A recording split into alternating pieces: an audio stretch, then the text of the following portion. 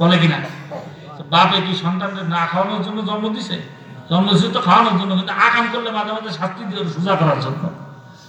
দুনিয়ার জমিনে এরকম কখনো কখনো গজব এসে যায়, কি জন্য? বান্দা যত হুশ ফেরে, কিন্তু আমাদের হুশ ফেরে না। আমাদের গুলো কি কয়?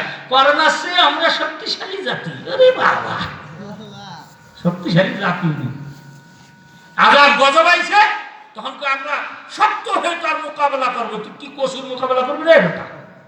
দেখুন কোন জায়গায় মানুষের যত বিজ্ঞান আছে, সমস্ত বিজ্ঞান যদি এক পাশে রাখা হয়, আল্লাহ পাকের সামান্য একটা গজবের সামনে তো কিছু না। কি কথাটা? এই যে বিমান, এত উন্নত উন্নত বিমান, এত উন্নত উন্নত জাহাজ, সামান্য একটু কুয়াশা পড়েছে, সব ফ্লাইট বাতিল। কি জন্য?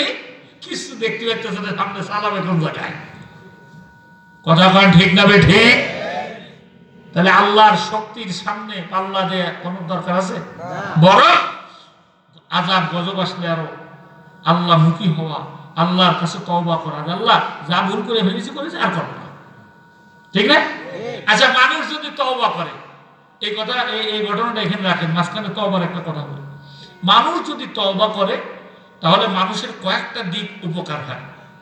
একটা হলো, আপনারা যারা এখানে বসে আছেন, যদি কারোর ব্যবসা বাণিজ্য লস হয় বা হইতেছে, অথবা চাকরি বাকরির দরকার, ছেলেমেলে উপযুক্ত আছে, বিয়ে হয় না, অথবা মনের যে কোনো কিছু হোক, আমি উসমান গনি বলে গেলাম এখানে বসে, আপনি শুধু ইস্তেগফার পড়বেন বেশি বেশি, আপনার ওই সমস্যার সমাধান আল্লাহ তাআলা করে দেবে।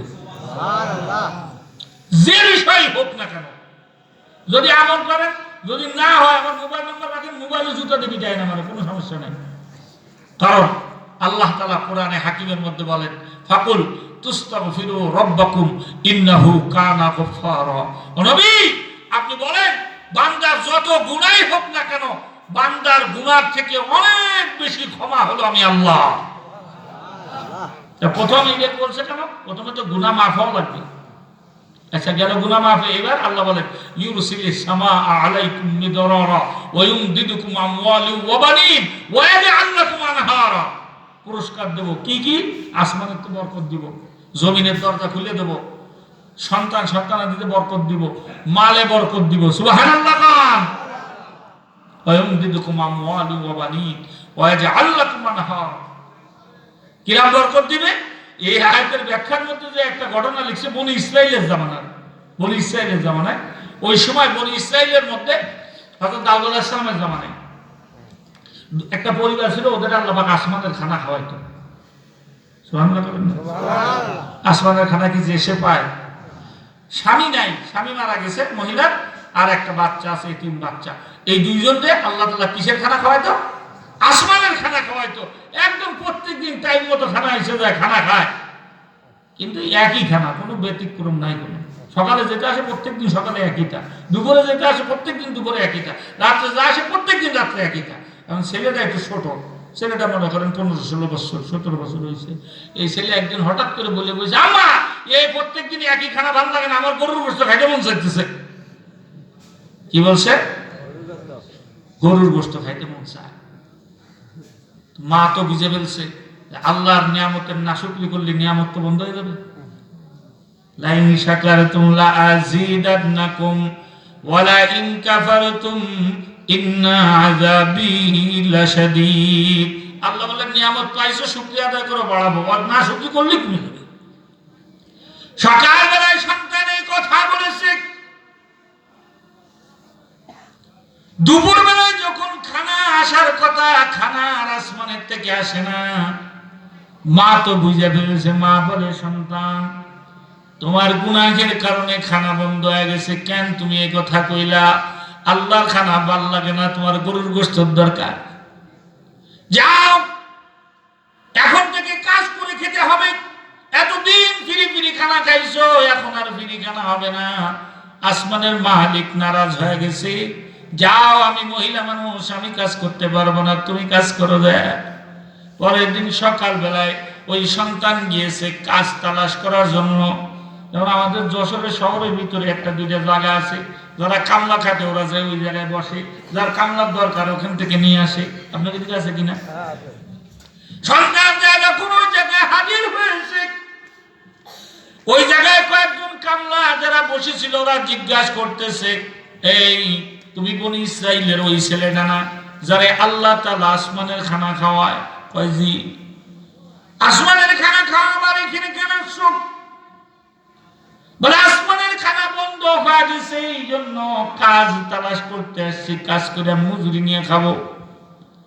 ওই মানুষগুলা বলতেছে, বুঝছি তুমি এমন কোন পাপের কাজ করেছো যার কারণে তোমার আসমানের খানা বন্ধ হয়ে গেছে।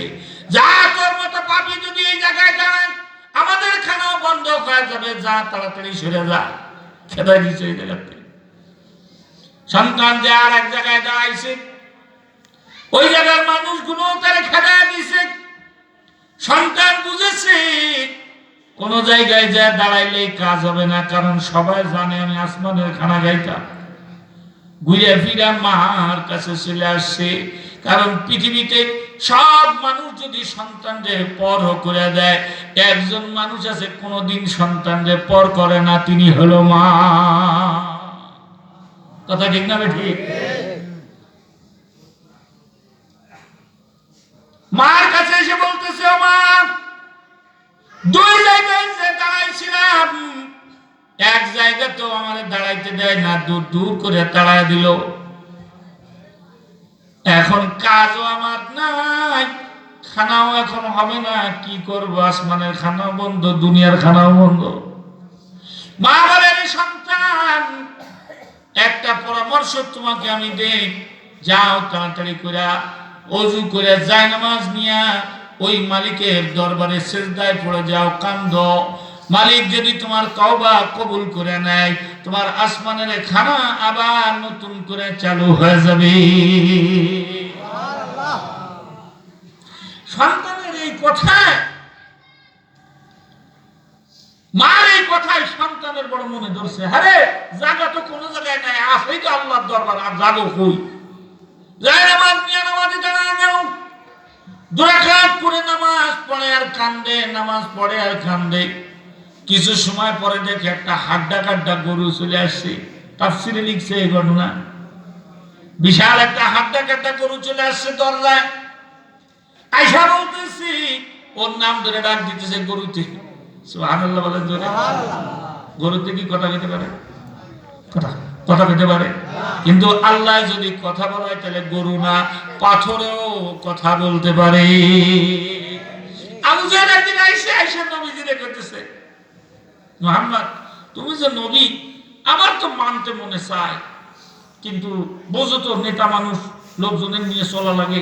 এখন আমাকে সমাজ কয় যে হুজুর, আমরা বুঝি চলার তো দরকার, কিন্তু বোঝেন তো দলের চলা লাগে। তুমি যে নবী, একটা প্রমাণ দেখাইলে একটু ভালো হয়, তাহলে মানুষের কইতে পারে যে তুমি সত্য নবী। তোর কাছে আচ্ছা কি কইতেছ, কি দেখতেছেন? কথা বেশি না, আমার এই যে হাতের মধ্যে কি আছে, তুমি যদি এটা কইতে পারো তাহলে আমি মেনে নিব যে তুমি নবী। আল্লাহ নবী বলে, চাচা শুধু হাতের মধ্যে কি আছে এতটুকু না বলে, যদি আপনার হাতের মধ্যে যেটা আছে ওইটাই যদি বলে আমি নবী, তাইলে কেমন হয়? আবু জাহেল মনে মনে কইতেছে আরো ফান্দে পড়ছে, কারণ ও তো জানে হাতের মধ্যে কি আছে। চিন্তা করছে আমি শুধু জানতে চাইছিলাম হাতের মধ্যে কি আছে, আর ও কয় যে এইটাই না কি ওর নবী কবে। আবু জাহেল কইছে তাহলে তো ভালোই হয়, কও দি দেখি। আল্লাহ নবী হাতের দিকে ইশারা করে বলেন, আল্লাহ পাকের মাখলুক, হাতের ভিতরে তুমি যেই থাকো না কেন বলো আমার পরিচয় কি। হাতের ভিতর থেকে